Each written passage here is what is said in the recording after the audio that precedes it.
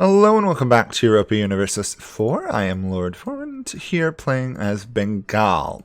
So we got off to a reasonable good start last time. We're definitely, I think, outside of Bahmanis and Vijayanagar, I think we're one of the largest ones in the area. I don't know what happened up here with Delhi, but it looks like they didn't have to deal with their revolts, or else they won it. So, or else the guy, I think it was an option to surrender. Oh, I have no idea. Regardless, we're doing pretty good. However, we have no manpower because of the damage you take just from trying to fight in monsoon territory. So we will be drilling for a while, rebuilding our manpower, and letting our war exhaustion tick down. Hopefully not having a revolt. I'm also going to stockpile a fair amount of gold if I can. The Renaissance has not spawned yet, which is kind of nice. I'm not going to probably get these techs before it does, though.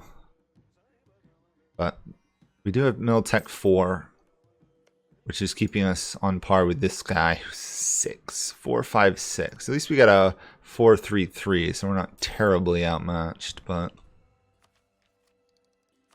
oh, it still hurts. So... I think our first idea group will probably be defensive, just to reduce the attrition if we can. I don't know. I don't think there's a reason for me to go aristocratic, though.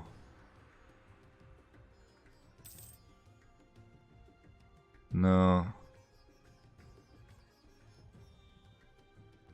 Is there any of these that give me more reduced stuff? If I do religious ideas, yeah. I might have to do religious ideas just to expand, because we're going to be Muslim. And we do want to convert stuff. So we might do religious ideas, which will make our attrition worse. Or worse on enemies. Of course, admin ideas would not be bad. Admin ideas would be really useful, wouldn't they?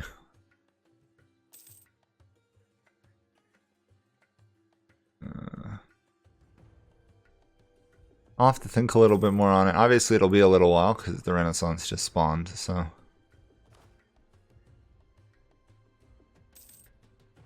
only 80-year growth. That's painful. At least we got permanent claims on lots of lands, so I don't have to worry too much about expanding. Oh, this is a little annoying. These guys who are tribute state of Ava just picked up land. Can I threaten you?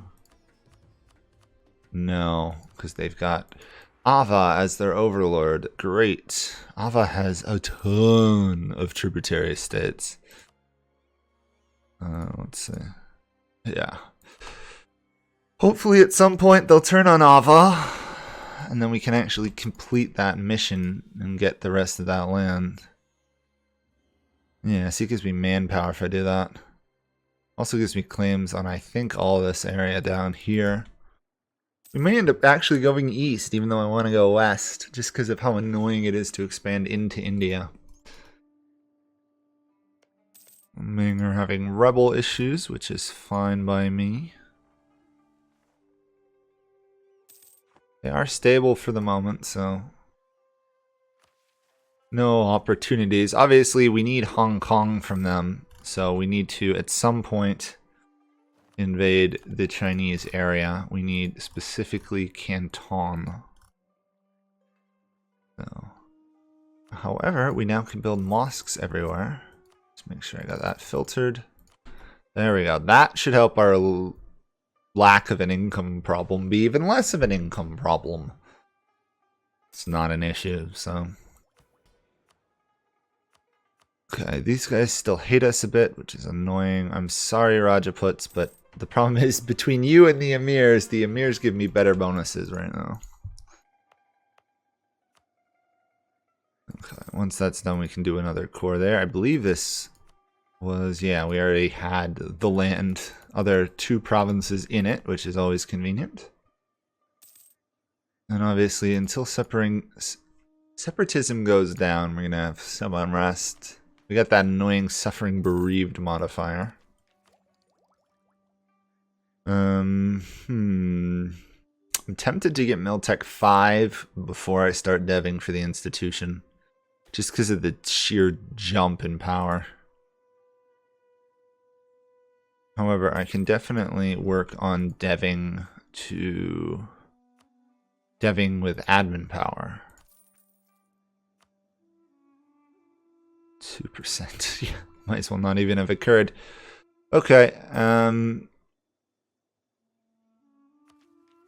I forgot how painful it is to fight wars in jungle provinces in India, so that was annoying. Hey, we do have army professionalism, but we can only get 5,000 manpower out of it. Okay. However, we will have Tech 4 and everything, which is not bad for an Indian nation early on, I will say.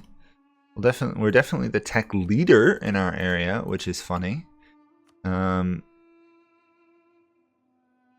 the Jains don't actually own any provinces? I should probably give the Jains at least one province. They are kind of the bankers, right? Forget what happens if I give them a province. Trade, production, tax. Really good. Unfortunately, I won't be able to convert it, and I won't be able to recruit people from it. You know what? I'll take this one away and give it to the Jains. There we go. It's going to make that estate hate me forever. I can do that, though. Makes the Emirs hate me a little bit, but...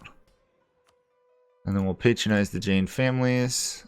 And we cannot build a Jain temple, which would be some nice development, but we'll get at least some Diplo power out of it. And more importantly, we've just swapped our greatest trade province over to a faction that doesn't reduce trade power despite having autonomy. So, well, that is always nice. Rajput aristocratic diaspora. Okay.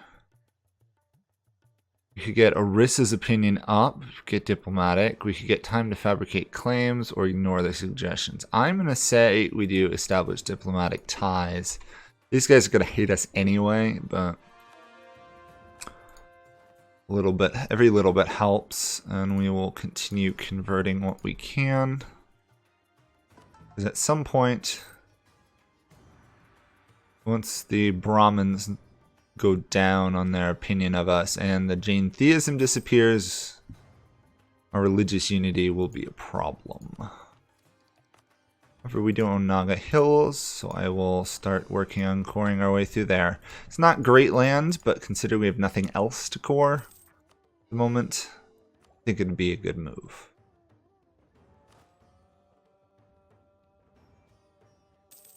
You know, in terms of a country that starts out at the beginning of the game in really good shape, Bengal might be one of the best ones I've seen. It's already built to its naval force limit. It's close enough to its army limit. It has the money, you can do it. It's got half decent positioned forts. It's got good land. It's already got a level 3 center of trade. It's got a lot of good bonuses for it. Ooh, Sundarbans has got yearly prestige for the rest of the game. Mosque city of Khalifa Fatabad, I guess. Not content with having cleared the area, the local Khan Jan Ali spent a lifetime filling the city with mosques. The huge Shiite Kombuji mosque with over 80 domes, quite possibly the biggest mosque in India. Cool. That's nice. Free prestige is always handy. Prestige has some really nice bonuses. There we go. We're first in the world to get it. Okay. We are pretty good position now to focus on just deving our capital. It's a level 2 center of trade, which also helps. A little bit cheaper there. I've already obviously started to encourage development.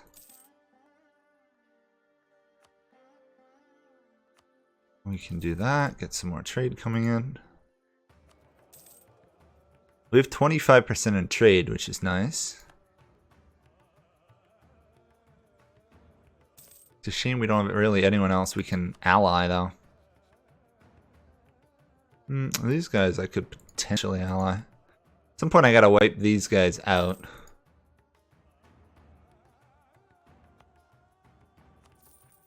I don't know. We're gonna have to get this to like 35 or so, but it is our capital.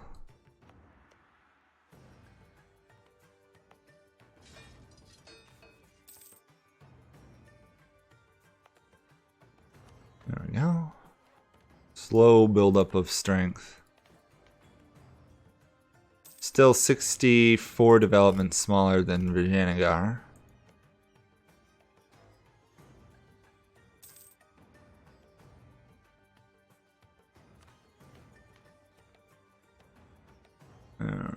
Do we want the conversion strength and the development, or do we really want the trade? It's always a question, isn't it?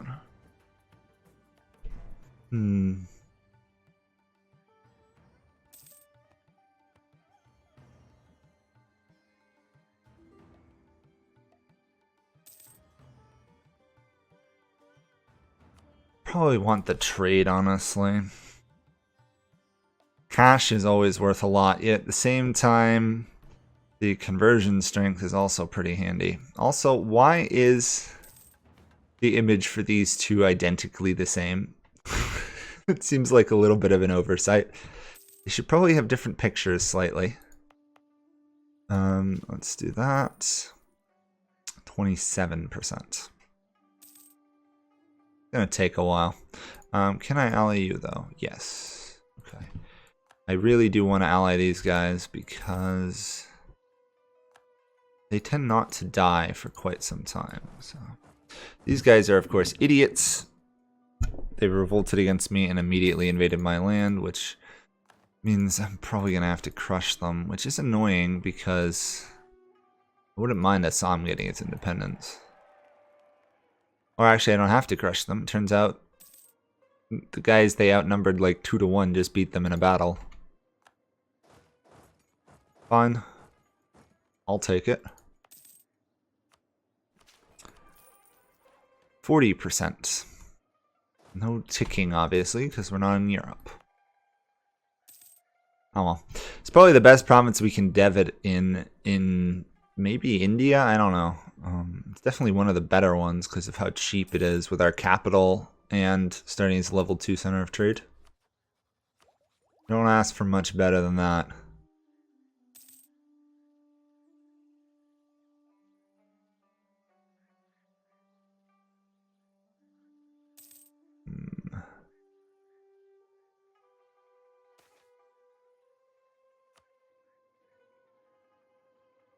Huh. Interesting. By doing an administrative clergy, you also get support from the Brahmins. Very interesting. We will move closer to legalism. Trying to make sure we get as much money as we can. In the event of a war, we're going to have to really double down probably hard into mercenaries, which I'm not the biggest fan of doing these days, considering the next European expansion is going to make using mercs a lot harder. So I gotta get in the practice of not using mercs to solve every problem in the game, even though it is the easiest way to do it right now.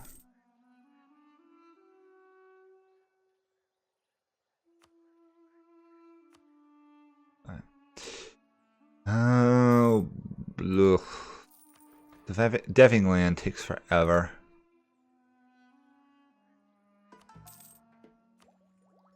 At least we won't have to wait, 100 years or more to get the Renaissance, so. Progress. Not that India, I don't think India was really in the Dark Ages like Europe was, so it really didn't need a Renaissance, but who knows. I'm not gonna mess with these guys, at least till this guy dies, because Inspiring Leader, Conqueror, and level 5 shock damage is slightly too strong for me to deal with at the moment. However, the one positive we do have is this is a pretty poor kingdom.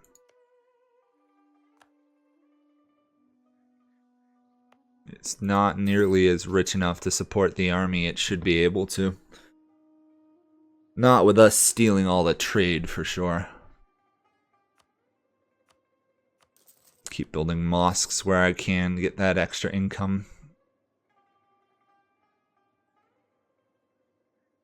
terms of the game, we're 9th in military, 10th in admin. So for a small little Indian sultanate, we're doing pretty good.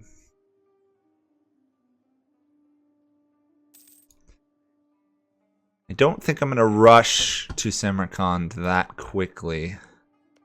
Hopefully the Timurids collapse, because if they do, it's going to make life easier. If they don't, it's going to make life significantly harder to get that achievement. A slight issue I see is that my capital is Hindu. I could have converted it anyway. I don't have enough mercenaries, missionary strength. There we go. Words. Sometimes they work for people. Actually, we can convert them almost already, which is interesting. Oh, strange. Okay.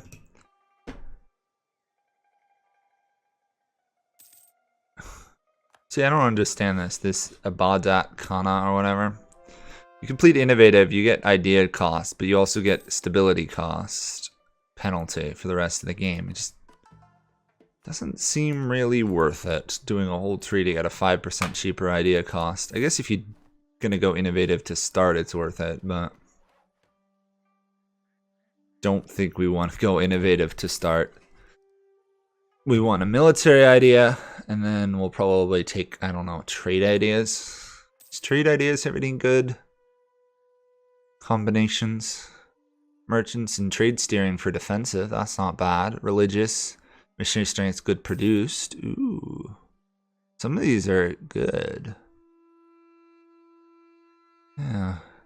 Allow him to take over the province and develop this. Sure. Gave him Naga. Okay.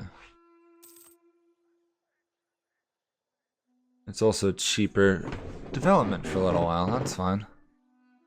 We will do admin. I don't think we're gonna get anything. I never tend to get anything unless it's large countries.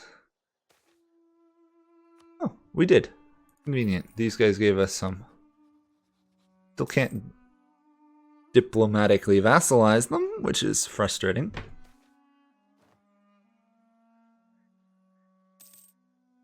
I'm gonna take the prestige, I think. Oh yeah, I forgot I allied Malwa. Yeah, at least they trust me a little bit more now. Considering we betrayed our 4th ally instantly. There we go. 3 more, I think. No, 2 more. 2 more should do it. So, yeah, a while more. We want to support the hardliners. I took that other one because it was giving us prestige, and I figured why not.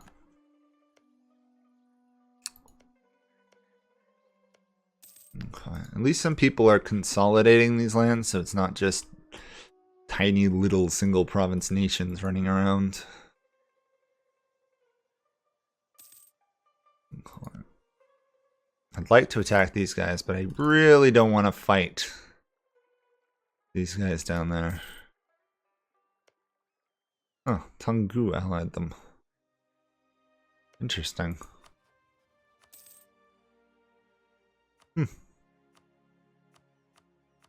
Can't threaten war on those guys. Can't attack them. These guys up here, can't vassalize them, but I can make them trust me a bit more, so. I could try and advance up here. I'd be fighting my own ally, though. I really want to take Orissa out of the picture, but... Okay, let's get this institution. We will do military, and then we will do Diplo. Perfect. Saving the admin because we want to get to our idea faster. 354. Could be better, I guess. I'll do advancement for a little while. At least get it to spread to this province slightly faster. And now we'll save up monarch points. I'd really like to fight Orisa, but I don't want to risk that. Not until we have a much stronger army do I want to attack that guy. Plus once his genius ruler disappears.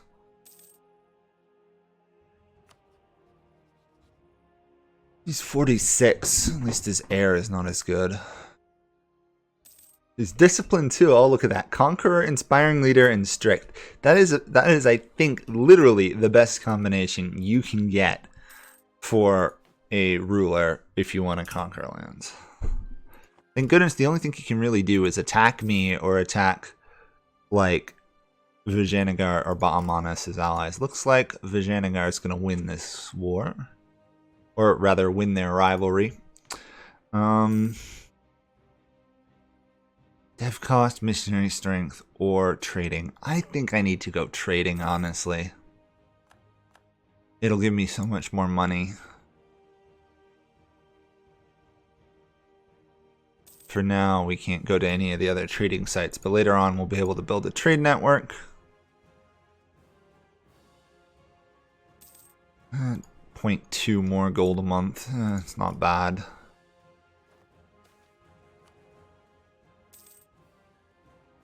Playing the courts. There we go.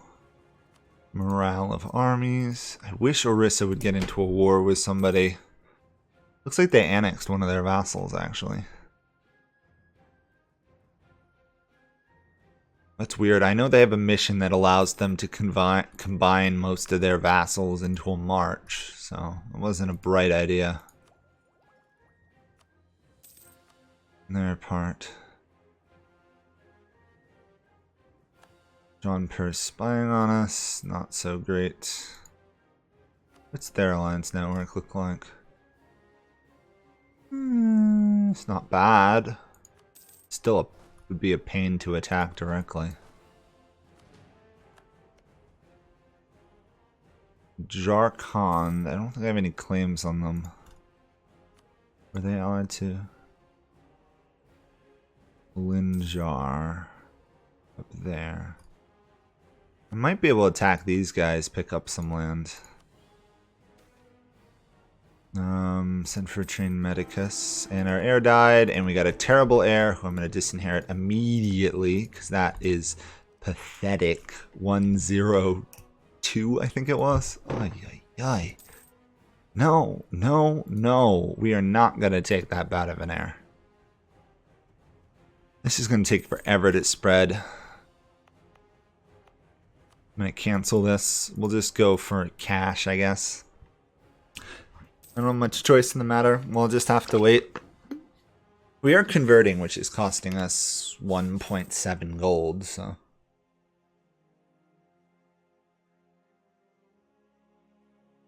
Once we no longer have that missionary working, we should be making some cash, but we still want him working because we do want to convert these provinces. At least we're going to get rid of the animists. Nope, we are not going to enforce the letter of the law. The other option, now that I'm thinking about it, we could do as these guys, is we could just go humanist. Would humanist work? Sure, we'll take that. Because if I went humanist, then we would be totally tolerant of Hindus. And we'd be reasonably tolerant of Shia as well. Shia and Abadi, so. It's an 8 heir, it's better than nothing. Plus years of separatism and unrest. What's its combinations?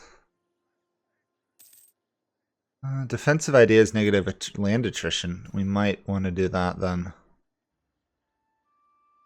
Quantities to shock.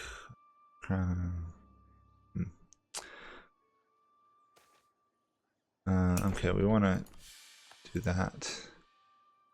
Bother. We lost stability. Lovely. Did we just boost? Yes, we did. +3 to conversion strength. That's fine. I'm thinking we might do defensive ideas followed by humanist ideas. this does include all the Christians and all other religions except Abadi and Shia. And guess what? Abadi and Shia, other than the Shia here, the Abadi here, and over here, they're not a real big religion for us to worry about. So let me know what you guys think about that. But I think we might do humanist as our second idea group. I'm not positive yet. And we still have a ways to go for that. So anyway, that will be it for this episode. Thank you guys all for watching, and I'll see you all next time. Bye for now.